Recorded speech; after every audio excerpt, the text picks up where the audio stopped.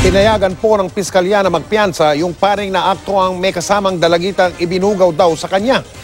Desidido naman ang ina ng biktima na ituloy ang reklamo. Yan ay kahit na may natatanggap silang banta. Nakatutok si Tricia Zafra. Eksklusibo.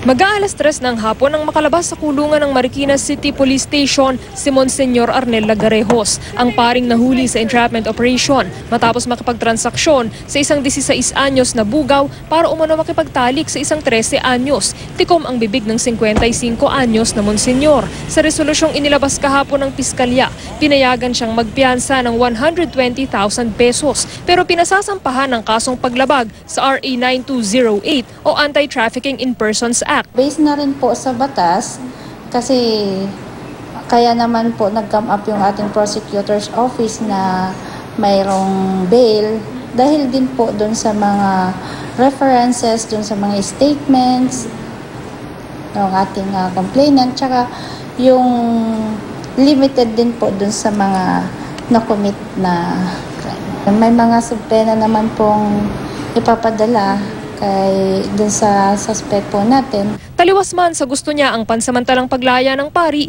nagpapakatatag ngayon ang ina ng biktima. Kahit nakatatanggap na raw sila ng pananakot sa pamamagitan ng tawag. Major Rogales to Rosales, ganun po. Sabi po niya, yun ang pagkakabanggit niya. Rogales or Rosales, major daw po siya. Matawag regarding na sa case namin na hanggat maaari iurong namin yung reklamo. Pero decidido po ako na hindi. Kasi, buhay ng anak. Kinabukasan sinira niya. Pero ayon sa Marikina Police, wala po tayong Major Rogales dito sa Marikina. Rosales, wala din po kaming Major Rosales dito sa Marikina.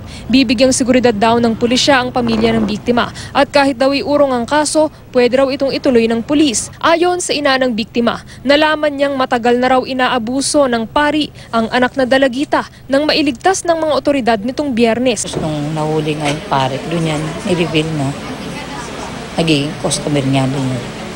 At tumahawak siya ng halos 1 month. Every time na magkasama sila sa isang motel, lagi niya dala yung baril. Yun ang banggit sa akin. Aminado ang ina, mayroon din siyang pagkukulang. Nagrebelde at lumayas daw ang anak nang magkahiwalay silang mag-asawa. Pagbabago na raw siya, di na raw pumulit. Pero nang time na pumatakas pa rin sa akin. Doon ko na pag-isip-isip na gusto ko sana siya yung dito sa DSWD. Hanggang sa isang gabi, nahuli sa curfew violation ang bata. Dito raw natuklasan ng social workers ang pagkapariwara ng dalagita kaya ikinasa ang entrapment operation. Payo ng social workers sa mga magulang, huwag mahiyang lumapit sa kanila kung may problema ang minor de edad na anak. Tricia Zafra, Nakatutok, 24 Oras.